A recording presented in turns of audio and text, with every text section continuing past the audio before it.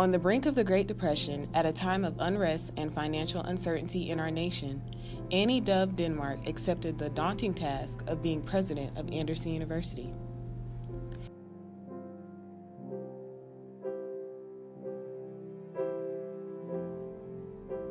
Dr. Annie Dove Denmark changed the role of women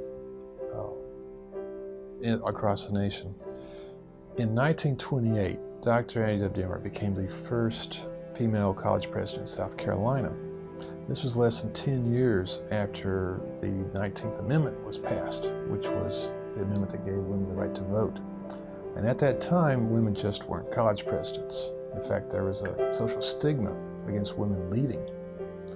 And so she was a real role setter in what she did. And even when she left the presidency in the 50s, it still was very uncommon for female presidents in the whole nation. Annie Dove Denmark was born in 1887 in Goldsboro, North Carolina. She was a gifted musician and played piano from a young age. In 1917, she came to Anderson as a piano instructor, and in 1925 was named Dean of Women. And then by 1928, the president had accepted another job and left. So they were looking for a new president. And they went through several men who came for the interview, looked around and said, "We're not taking this job." And so they took the very unusual and unprecedented step of asking Annie Dove Denmark to fill the office of president. And she agreed. She said, "As long as you pay me the same as what you were offering the men," and they agreed. So in 1928, she accepted the position of president and served from 1929 until her retirement in 1953. And as of this moment, that is the longest service of any president in the history of the school. She attracted very capable women to serve as both faculty and mentors for the students who attended the school. She had a distinct impact on the role of women in leadership in a number of ways.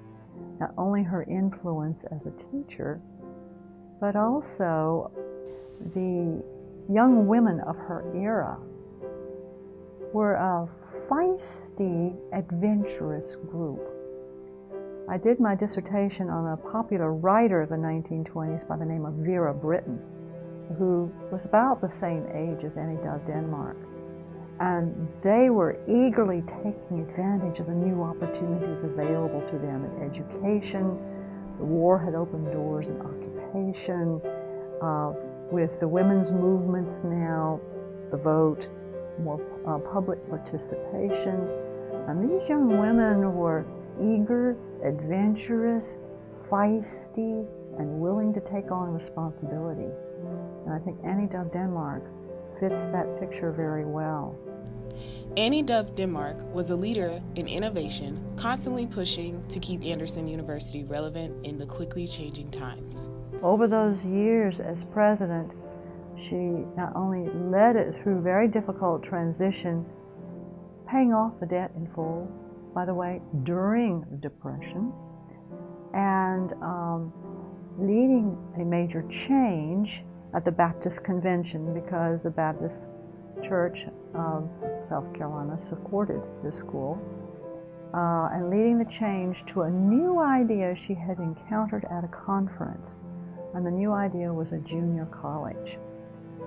And proposed in 1930, persuaded the convention to vote for it, to not only convert the school from a 4-year baccalaureate women's institution to a 2-year junior college that accepted both men and women. And that is one of the reasons why it survived. Part of her reasoning for that is that she believed education should be more widely available to more people. So if a woman was to look for someone to look up to emulate, someone who breaks barriers, then Dr. Annie Dove Denmark would be a great person. Dr. Denmark was the forefront of innovative ideas and technology of her day. And so a radio station was given space here on campus and broadcast, Anderson's first radio station. She almost certainly saved the institution during the Depression from closing, fought off the creditors and kept the doors open, and carried us forward to today. She put us on the path of a faith-based institution, and that's what we remain today. Annie Dove Denmark had a vibrant spiritual life that influenced everything that she said and did. She was characterized by a desire to grow and learn in her faith. In many ways, including developing associations with the Southern Baptist Convention, Dr. Denmark laid the spiritual foundations for Anderson University. Well, one of the requirements for attendance at the school was chapel every day. We have it once a week now, but at 10 o'clock every morning, all students were expected to be upstairs in Merritt in the auditorium and attending chapel.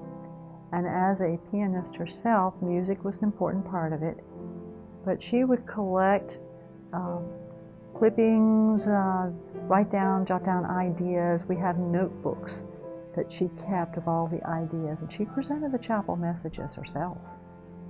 And so this was an important part of nurturing the spiritual development.